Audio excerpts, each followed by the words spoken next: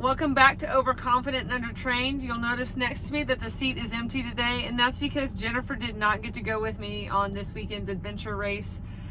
She had an event for one of her kids, and so she had to step up for her mom duties, and so I had to find someone to replace her once we realized she had this conflict. So I was really grateful that Elaine stepped up and took on the challenge and went to this adventure race with us.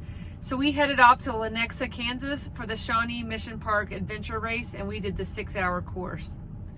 So of course when we get there, I have anxiety as we're driving in because we keep moving further and further away from the race site and closer to the city, and I was like, oh no, I did not pay attention well when booking this hotel, and I can't even blame Jennifer for this decision. This was my own decision. So we get to the hotel, and I wish I would have had hands-free to kind of capture our faces as we went in. First off, if you really like the smell of mothballs mixed with some unidentified smell, this is your place. But then next we go to the elevator to get our bikes in, and it only fits one bike, and unfortunately I couldn't get video of when we first were going in, so I captured some video when we were leaving the next morning for the run.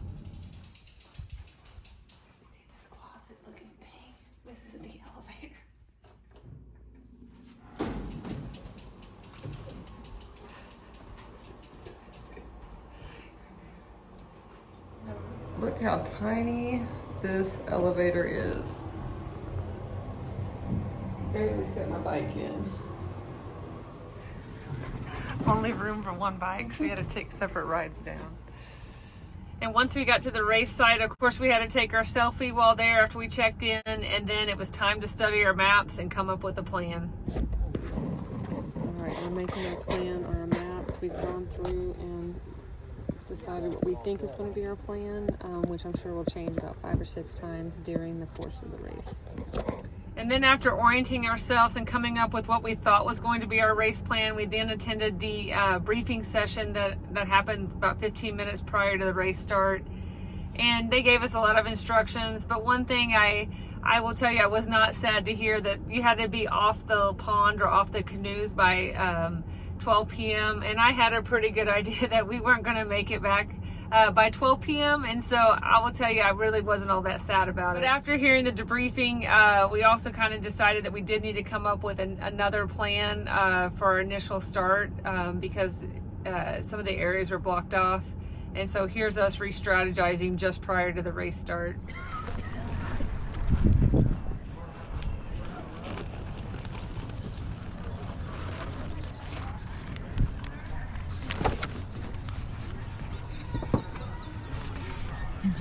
Here's 27.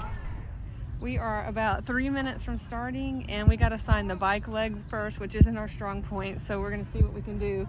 We're a little bit worried because we've only looked at the map for just a little bit, but we'll do our best. Like we mentioned, we were assigned the bike leg to start with, and I was a little worried about this because this isn't a strong point of mine.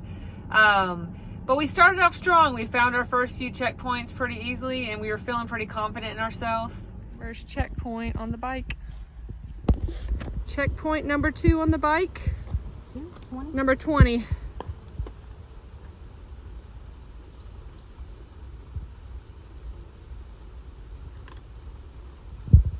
Got it. We are not good bikers, so we're having to push our bikes up these hills.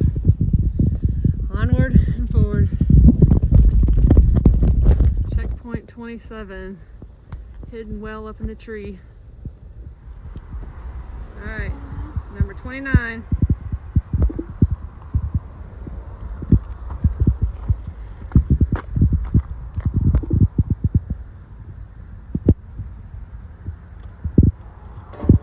On to the next. What do we have next on our list?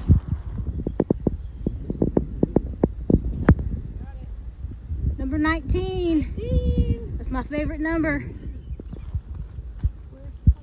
Checkpoint 26. I know those numbers are hard to read because small on there.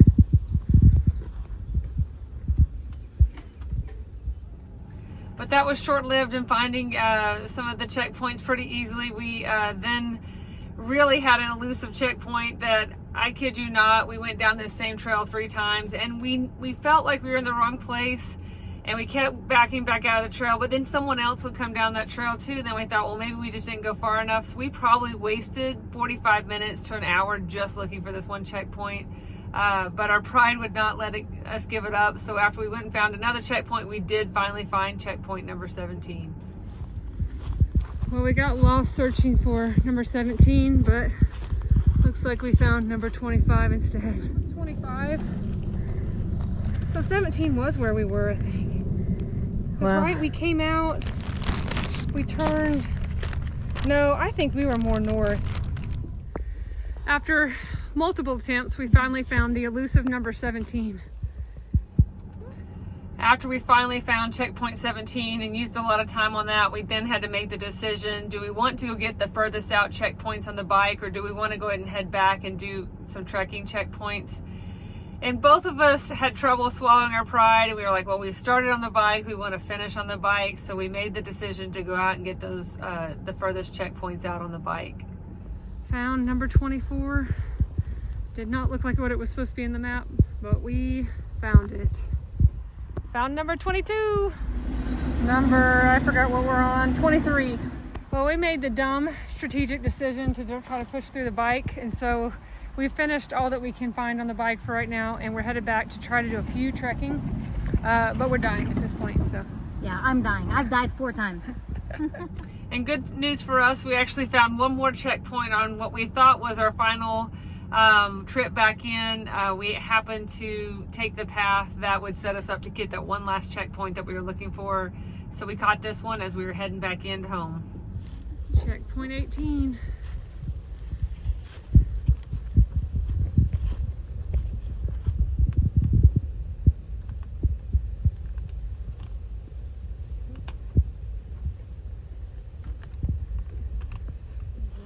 Tell us how you feeling? I'm dead.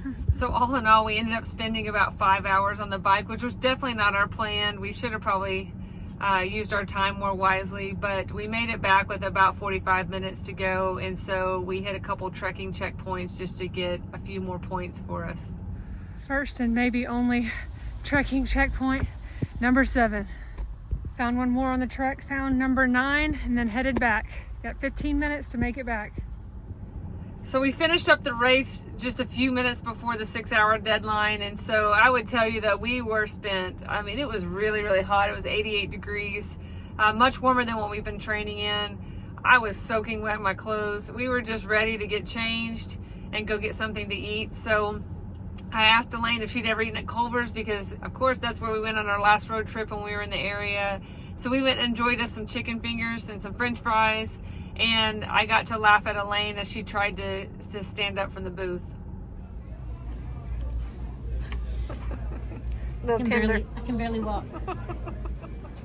So all in all, this was a great adventure race, very well run. I just wish I had made some better strategic decisions during the race, but you know, we still try to find the fun in what we're doing, and definitely we're still overconfident and undertrained.